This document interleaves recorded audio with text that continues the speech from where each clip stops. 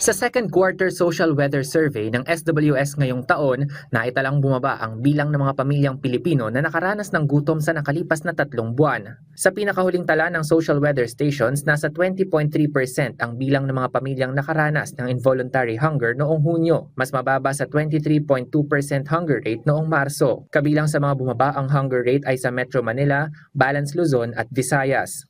Pinakamalaki ang ibinaba sa Visayas kung saan naitala ang 28% hunger rate noong Marso at bumaba ito sa 22.3% nitong Hunyo. Isinagawa ang survey mula June 20 hanggang June 29 sa pamamagitan ng face-to-face interview sa mahigit 1,000 individual na may edad 18 pataas. Matatanda ang bumaba rin ang poverty incidence sa bansa noong 2025 sa 9.7% ayon sa datos ng Philippine Statistics Authority na mas mababa sa 15.5% noong 2023. Ayon kay DSWD Assistant Secretary Irene Dumlao, patotoo ito na ang mga programa ng pamahalaan ay naipatutupad at nararamdaman ng mga Pilipino. But napakahalaga nito para sa amin kasi yung mga programa kagaya ng Pantawid Pamilyang Pilipino Program, Walang Gutom Program, Sustainable Livelihood Program at gayon din yung assistance to individuals in crisis situation ay nakakapag-contribute sa pagbaba ng kahirapan sa ating bansa. Alam naman natin, Yusek Marge and Joshua, that poverty is multidimensional.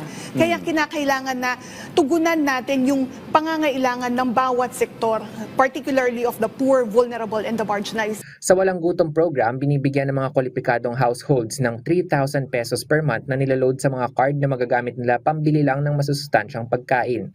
Mayroon ding mga Walang Gutom kitchen na naghahain ng libreng almusal at tanghalian sa kahit sinong nagugutom. Tuloy-tuloy din ang kadiwa ng Pangulo kung saan makakabili ng 20 pesos per kilong bigas at abot kayang pagkain na malaking tulong para makatipid sa mga bilihin. Ayon kay Asek Dumlao, ipinapakita ng resulta ng survey na may magandang epekto ang ginagawa ng pamahalaan na pagpapalawak ng akses sa pagkain ng mas maraming pamilya.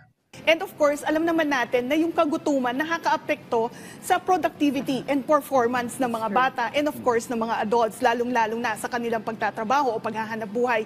Kaya meron tayong Walang Gutom program na namumuhunan naman at nagbibigay ng food assistance or tumutulong na maglagay ng pagkain sa pagkainan ng mga mahihirap nating mga kababayan para ma-address naman yung food insecurity. Carlo Candelaria para sa Bayan.